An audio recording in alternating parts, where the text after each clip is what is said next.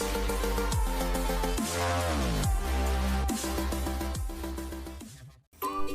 Sobat Koko, selamat datang kembali di channel aku.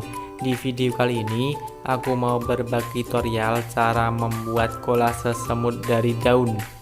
Bahan-bahan yang perlu disiapkan: daun nangka, lem, spidol dan juga gunting. Ada juga daun ilalang dan juga daun kersen atau talok. Cara membuatnya sama seperti kolase lainnya, kita oles lem, selanjutnya kita tempel pada kertas.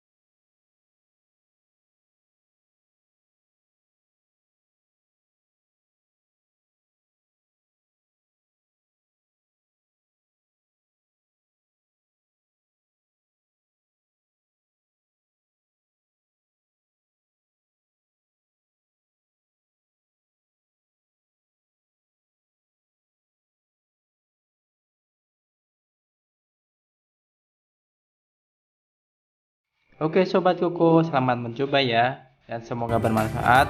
Jangan lupa subscribe, like, komen, dan share. Dan sampai jumpa di video aku berikutnya.